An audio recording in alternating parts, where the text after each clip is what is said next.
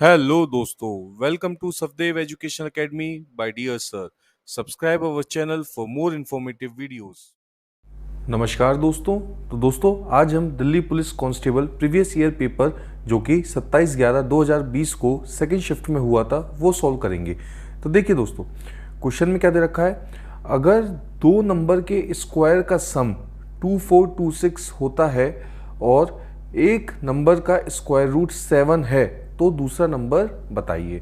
तो देखिए फ्रेंड्स, इसमें क्या दे रखा है हमें, मान लीजिए एक नंबर आपका x है और दूसरा नंबर आपका y है। ठीक है, तो क्या बोला गया है कि एक्स स्क्वायर, दो नंबर के स्क्वायर का सम कितना दे रखा है, 2426 दे रखा है। ठीक है, इनमें से एक नंबर जो है उसका स्क्वायर रूट कितना आता है, 7 आता है। तो फ्रेंड्स x, अगर अंडर रूट ऑफ x 7 है तो x क्या हो गया, x आपका 49 हो गया। तो आपका x स्क्वायर क्या आ गया, x स्क्वायर आपका 49 का स्क्वायर कितना होता है, 2401 होता है। ठीक है, इस 2401 को इक्वेशन नंबर 1 में रख दीजिए। तो आपका 2401 plus Y square is equal to 2426 होता है। तो Y square is equal to 2426 minus 2401 is equal to 25 होता है। तो y की वैल्यू क्या आ गई, y की वैल्यू 5 आ गई। ऑप्शन सी हमारा सही होगा। एक मूलधन को 8% ब्याज दर पर सालाना जो है वो जमा किया गया, जो कि आपका मिश्र धन कितना हो जाता है, 20,280 हो जाता है साल के आखिरी तक। ये कब होता है, जब ब्याज दर जो है वो आपकी अर्धवार्षिक काउंट करी गई है। What will be the compound interest, क्या होगा ब्याज जब सेम मूलधन को 2 साल के लिए जमा किया जाए, सेम ब्याज दर पर जो हमारा ब्याज हो वो कौन सी हो, वो वार्षिक हो।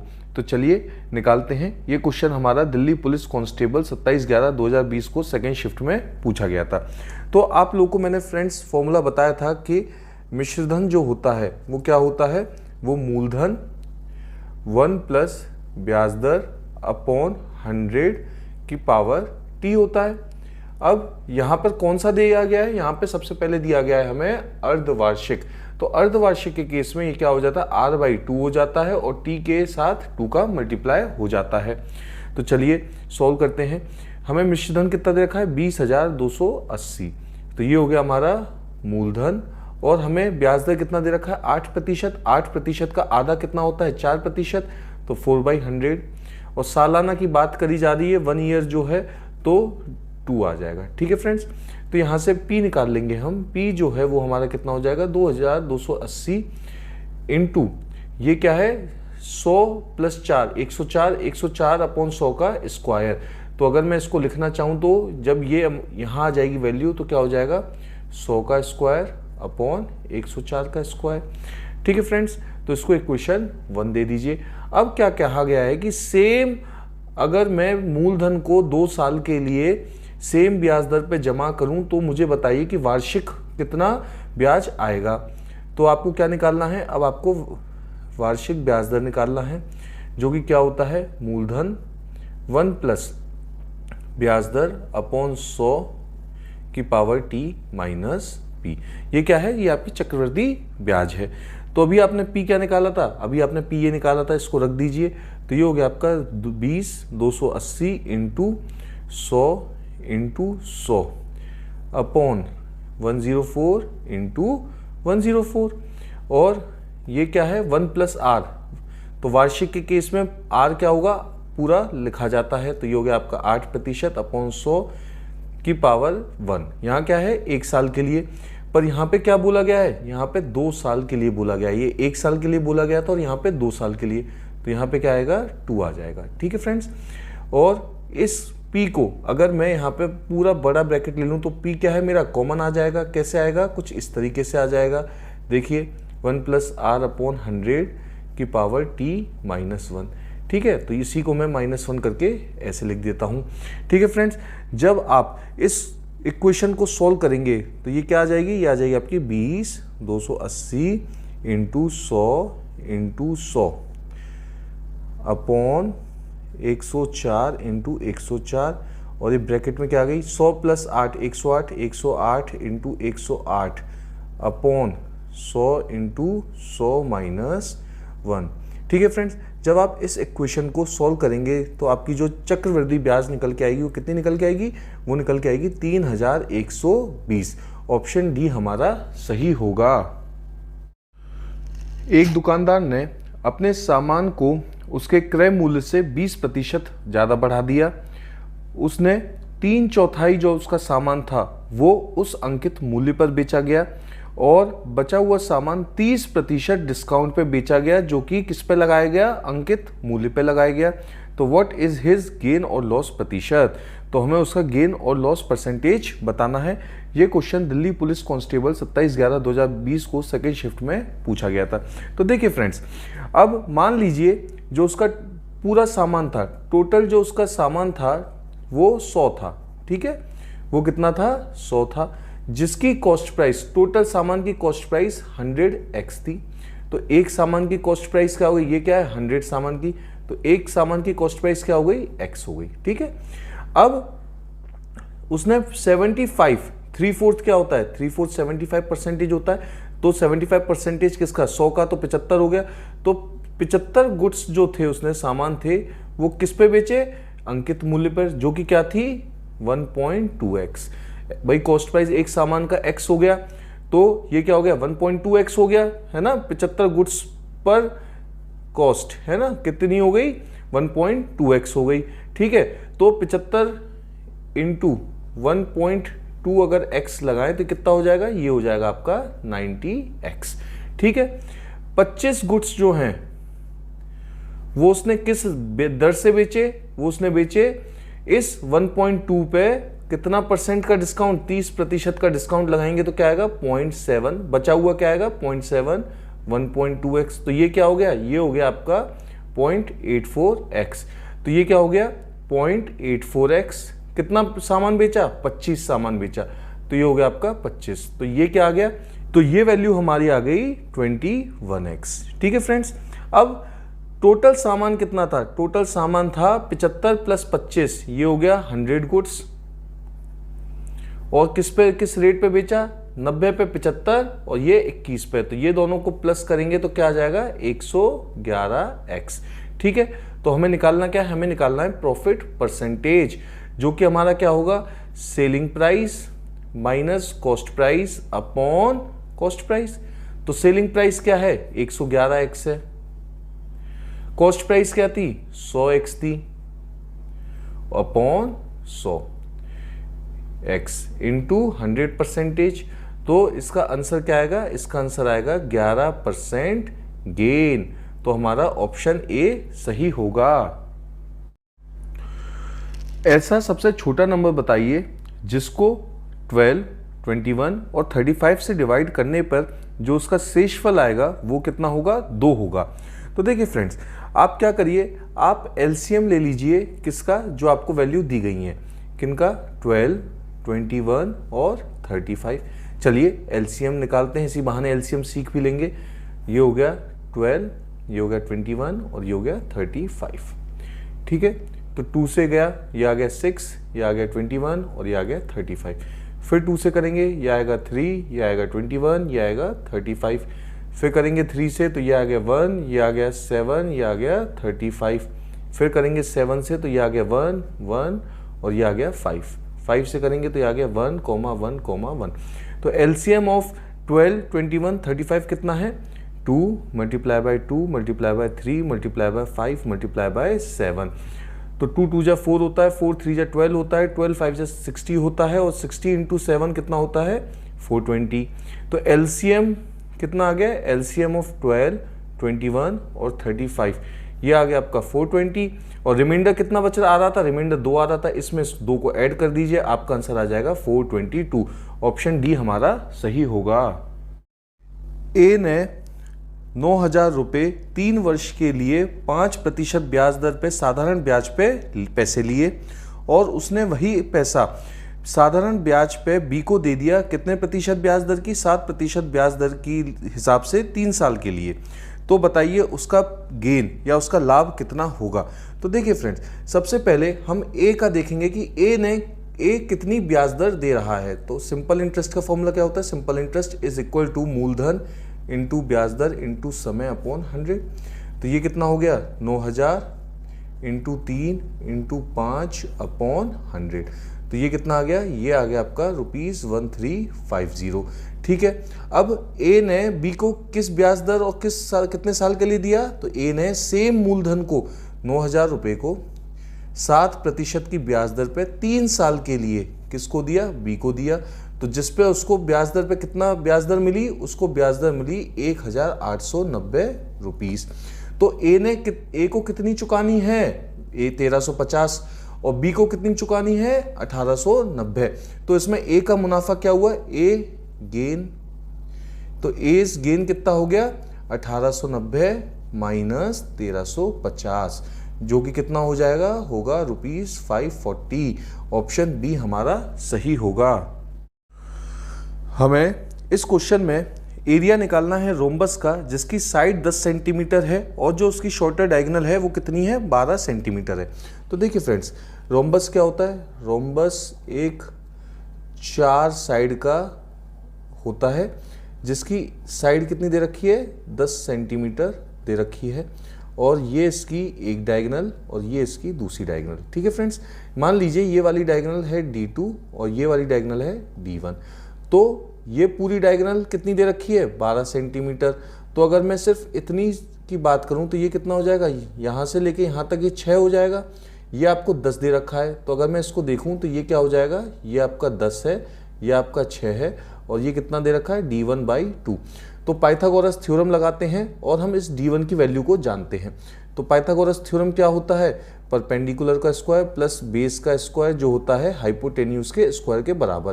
तो D1/2 का स्क्वायर प्लस 6 का स्क्वायर क्या होगा 36 और 10 का स्क्वायर होगा 100।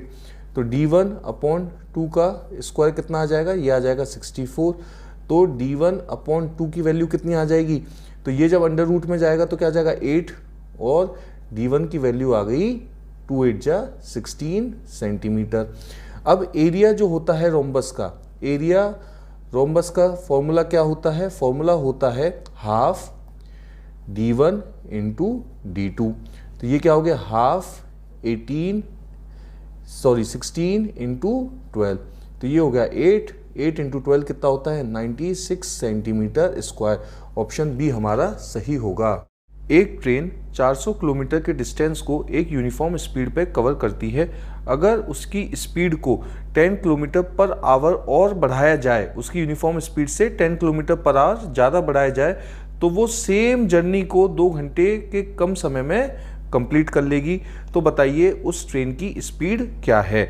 तो देखिए फ्रेंड्स, आपको पता है डिस्टेंस क्या होता है, डिस्टेंस होता है स्पीड इनटू टाइम। अब डिस्टेंस कितना है 400 किलोमीटर का है, स्पीड मान लीजिए एस है उसकी, और टाइम है टी। तो यहां से टी क्या निकल आएगा, टी निकल आएगा आपका 400/s। तो ये क्वेश्चन 1 हो गई। अब सेम जर्नी को 400 किलोमीटर की जर्नी को अगर उसकी स्पीड जो है वो 10 किलोमीटर पर आवर बढ़ा दी जाए, तो उसको पहले जो टाइम लगता था टी, उससे कितना टाइम कम लगेगा 2 आवर्स कम लगेंगे। अब t क्या था 400/s, तो इसको रख दीजिए s प्लस 10। t की जगह क्या आ जाएगा 400/s माइनस 2। ठीक है फ्रेंड्स, अब देखिए अगर आप इस इक्वेशन को सॉल्व करेंगे तो आपका काफ़ी टाइम लग जाएगा। तो होशियारी इसी में है कि इसको आप ऑप्शन के थ्रू सॉल्व करें। तो चलिए पहला ऑप्शन देखते हैं। अगर मैं ऑप्शन ए की बात करूं तो स्पीड 25 रख के देखते हैं। ठीक है, तो 400 हमें LHS इक्वल टू RHS रखना होगा। तो S क्या होगा 25 प्लस 10, और ये हो जाएगा आपका 400/25 माइनस 2। तो 25 प्लस 10 कितना होता है 35 होता है, और ये कितना हो गया, ये हो गया आपका 1, और ये आ गया आपका 150। तो ये हो गया आपका 6। तो 16 माइनस 2 होता है आपका 8। तो आंसर क्या आएगा, आंसर आएगा हमारा 490, जो कि हो जाएगा गलत। चलिए ऑप्शन बी रख के देखते हैं।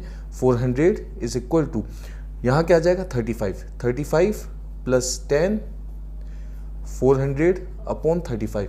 तो यहाँ कुछ वैल्यू पॉइंट में आ जाएगी, ठीक है, ये पॉइंट में आएगा तो ये वैसे ही गलत हो जाएगा, ठीक है फ्रेंड्स। ऑप्शन सी रखते हैं। ऑप्शन सी में भी देखिए 400 अपॉन 30, 400 अपॉन 30, तो ये वैल्यू भी पॉइंट्स में आएगी, तो ये भी हमारा गलत हो जाएगा। ऑप्शन डी की बात करें, 400 इज इक्वल टू 40 प्लस 10, और ये हो जाएगा आपका 400 अपॉन 40 माइनस 2। तो ये कितना आ जाएगा, 40 प्लस 10 50 होता है, और ये आपका 10, तो 10 माइनस 2 हो जाता है आपका 8, और 50 इंटू 8 होता है 400। तो आपका LHS is equal to RHS आ रहा है। आपका ऑप्शन डी क्या है, सही है। आइए तो अब हम सिंप्लीफिकेशन का एक बेहतरीन सवाल करते हैं जो कि दिल्ली पुलिस कांस्टेबल 27/11/2020 को सेकंड शिफ्ट में पूछा गया था। जब भी आपको दशमलव या डेसिमल में कोई वैल्यू दे रखी है तो आप उसको फ्रैक्शन में कन्वर्ट कर लीजिए। सबसे पहला नियम तो हमारा यही है। तो 5.75 की जगह में 575 अपॉन 100, 5/7 ऑफ 28, मतलब 5/7 इंटू 28 माइनस 4.5 की जगह 45 अपॉन 10 रख दूँ, ठीक है फ्रेंड्स। डिवाइड में 3/4, 15.8 की जगह 158 upon 10 minus 34 upon 10 plus 5 into 239 upon 100 हो जाएगा, ठीक है। अब यहाँ पे क्या करना है, यहाँ पे आपको एलसीएम ले लेना है। एलसीएम क्या आएगा, एलसीएम आएगा आपका 700, ठीक है, 700 एलसीएम आएगा। ये कितना हो जाएगा, ये आपका हो जाएगा 7 इंटू 575, तो ये हो जाएगा आपका 4025। 5 इंटू 28 होता है आपका 140, और 140 के डबल जीरो आ जाएगा 140 माइनस यहाँ क्या आ जाएगा, यहाँ आपका 70 से मल्टीप्लाई होगा तो ये हो जाएगा 3150।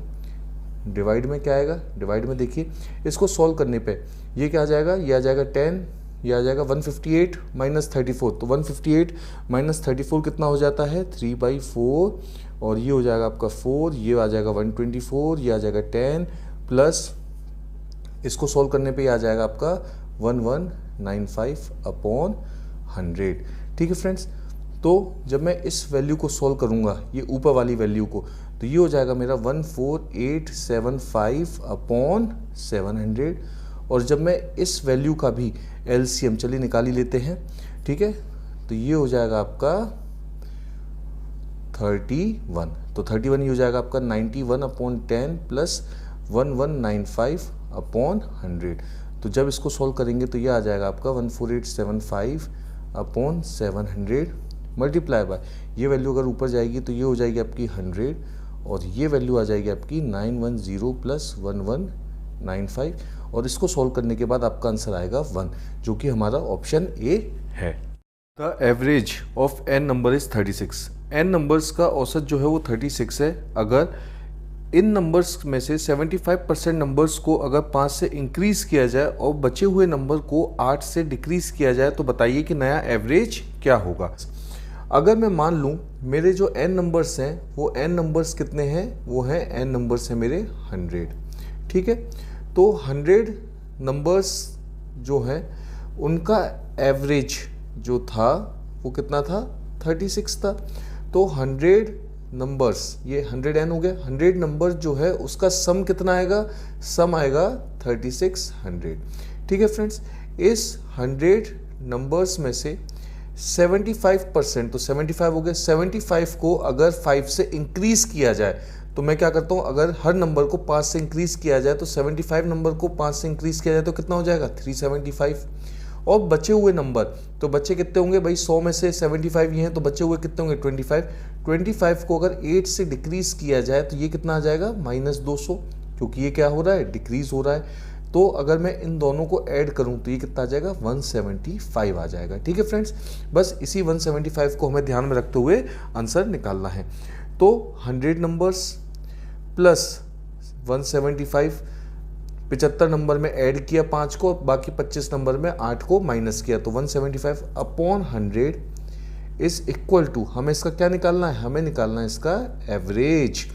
तो 100 नंबर का सम कितना था 3600, तो ये हो गया आपका 3600 प्लस 175 डिवाइड बाय 100, ये हो गया आपका 3775 डिवाइड बाय 100, और ये आ जाएगा आपका 37.75। ऑप्शन ए हमारा सही होगा। 3 आर्टिकल को 200 रुपये प्रत्येक के हिसाब से खरीदा जाता है। उसमें से एक आर्टिकल को 12.5% लॉस पर बेचा जाता है और बाकी 2 आर्टिकल को इस तरीके से बेचा जाता है कि पूरे सामान में या पूरे ट्रांजैक्शन में 20% का लाभ हो। तो बताइए कि उन 2 आर्टिकल का गेन परसेंटेज या लाभ प्रतिशत क्या था। तो देखिए फ्रेंड्स, कॉस्ट प्राइस क्या दे रखी है, क्रय मूल्य क्या दे रखा है, ₹200 ईच। ठीक है, एक आर्टिकल को 12.5% के लॉस पे बेचा जाता है तो उसका विक्रय मूल्य क्या आ गया, selling price is equal to loss percentage. तो लॉस परसेंटेज क्या हो गया, 1 माइनस 12.5 अपॉन 100, ये आपका परसेंटेज आ गया, इनटू कॉस्ट प्राइस। तो ये क्या आ गया आपका, ये आ गया आपका ₹175। ठीक है फ्रेंड्स, अब बाकी 2 आर्टिकल को इस तरीके से बेचा जाता है कि पूरे ट्रांजैक्शन में कितने प्रतिशत का लाभ हो रहा है, 20% का। तो सेलिंग प्राइस पूरे ट्रांजैक्शन में कितना हो गया, 120 अपॉन 100 इंटू 600। भाई 3 आर्टिकल 200 रुपये की दर से खरीदे थे तो 3 के टोटल कितना हो गया, 600। तो ये कितना आ गया, ये आ गया आपका ₹720। अब ये 3 आर्टिकल का total overall cost selling price दे रखा है और ये एक आर्टिकल का सेलिंग प्राइस दे रखा है। तो सेलिंग प्राइस ऑफ 2 आर्टिकल का निकाल लेंगे, कितना निकलेगा, 720 माइनस 175 और ये आ जाएगा आपका 545 रुपये। ठीक है, ये आपका 2 का आ गया। अब हमें क्या निकालना है, इन 2 का हमें गेन या लाभ प्रतिशत निकालना है। तो क्या होता है लाभ प्रतिशत, gain percentage is equal to 545 विक्रय मूल्य और इन 2 का क्रय मूल्य क्या होगा, 400। 200 रुपये की दर से 2 का क्या होगा, 400 अपॉन 400 इंटू 100% और इसको सॉल्व करने पे आपका आंसर आएगा 36.25%। ऑप्शन सी हमारा सही होगा। शुगर के प्राइस कितने कम हो गए, 25% कम होने पर केजी राधा जो है वो 10 किलो शुगर ज़्यादा खरीदती है, सेम प्राइस ₹1200 पे। तो बताइए कि शुगर का ओरिजिनल प्राइस पर केजी क्या था। तो देखिए फ्रेंड्स, मान लीजिए क्वांटिटी जो थी, जो पहले राधा खरीदती थी, क्वांटिटी क्यू जो पहले राधा खरीदती थी वो ₹1200 अपॉन एक्स क्या है, एक्स है प्राइस ऑफ शुगर। ठीक है, अगर हम देखें, मान लीजिए अगर पहले राधा ₹1200 उसका खर्चा था चीनी पर और चीनी थी उसकी ₹10 के हिसाब से, तो कितने क्वांटिटी हो गई, 120 किलो राधा खरीदती थी। तो उसी तरीके से कुछ क्वांटिटी राधा पहले खरीदती होगी। अब क्योंकि चीनी के जो प्राइस है वो कितने परसेंट कम हो गए, 25% कम हो गए। तो अब नया प्राइस क्या हो गया, नया प्राइस हो गया 3/4x। तो अब कितनी क्वांटिटी राधा ज़्यादा खरीद रही है, 10 किलो मोर, है ना, राधा क्या कर रही है, खरीद रही है। ठीक है, तो 1200 अपॉन 3/4x, तो ये कितना आ जाएगा, ये आ जाएगा 1600 अपॉन x। ठीक है, अब कितना चेंज है, 10 किलो का चेंज है। पहले राधा जो खरीदती थी अब उससे राधा 10 किलो ज़्यादा खरीद रही है। ठीक है फ्रेंड्स, तो 1600 upon x minus 1200 upon x is equal to 10 kg। ये अब राधा ज़्यादा खरीद रही है, ये नया प्राइस है, ये नया वो है क्वांटिटी, ये पुराना क्वांटिटी। तो इसको सॉल्व करने पे x की वैल्यू क्या आएगी, x की वैल्यू आएगी 40 रुपीज़। ठीक है, कितनी आएगी, 40 रुपीज़ पर केजी। ऑप्शन डी हमारा सही होगा। रेक्टेंगल की जो लेंथ है वो 2/5 किसके है, सर्कल के रेडियस के बराबर, और जो सर्कल का रेडियस है वो किसके बराबर है, वो है side of a square, square की एक साइड के बराबर। अगर एरिया स्क्वायर का दे रखा है 4900 मीटर स्क्वायर, तो बताइए एरिया ऑफ रेक्टेंगल क्या होगा जबकि उसकी विड्थ दे रखी है 20 मीटर। तो देखिए फ्रेंड्स, यहाँ पे हमें दे क्या रखा है, एक रेक्टेंगल है जिसकी लेंथ जो है वो L है और विड्थ कितनी है, 20 मीटर दे रखी है। अब ये जो लेंथ है ये किसके बराबर है, 2/5 of radius of a circle. एक सर्कल है जिसका रेडियस r है, और ये जो r है ये किसके बराबर है, ये किसी स्क्वायर की साइड a के बराबर है। ठीक है, तो a is equal to r। अब हमें क्या दे रखा है, हमें एरिया ऑफ स्क्वायर भी दे रखा है। एरिया ऑफ स्क्वायर ये कितना है, ये है 4900 मीटर स्क्वायर। आपको पता है एरिया क्या होगा, ए स्क्वायर इज इक्वल टू 4900, तो आपका ए क्या आ जाएगा, ए की वैल्यू आ जाएगी 70। तो आपका आर कितना है, आपका आर है 70। अब यहाँ पे आपकी लेंथ निकल आएगी 2/5 इंटू 70, तो ये क्या हो गया आपका, ये हो गया आपका 14 और ये हो गया आपका 28।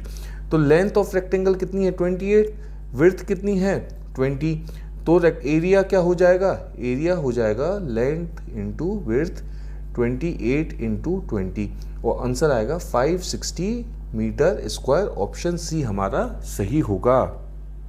एक इलेक्शन में जो दो कैंडिडेट्स थे उनको किस रेशियो में वोट मिले, उनको मिले 3:10 में। All votes are valid votes, सारे वोट्स वैलिड वोट्स थे। इफ द सक्सेसफुल कैंडिडेट, जो सक्सेसफुल कैंडिडेट है उसको 1,56,200 वोट मिलते हैं, तो बताइए टोटल वोट कितने डाले गए थे। ये क्वेश्चन मेरा दिल्ली पुलिस कांस्टेबल 27/11/2020 को पूछा गया था सेकेंड शिफ्ट में। तो देखिए मान लीजिए दो कैंडिडेट थे ए और बी, किस रेशियो में उनको वोट मिले 3:10 में, तो बी को कितने मिले, बी को मिले 10/3 तो हमारा सक्सेसफुल कैंडिडेट कौन है, बी है।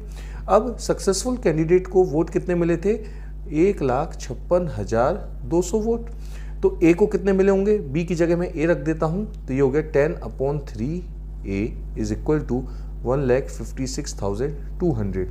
तो सॉल्व करने पे ए की वैल्यू आ जाएगी आपकी 46,860। बी को कितने मिले थे, बी को मिले थे 1,56,200।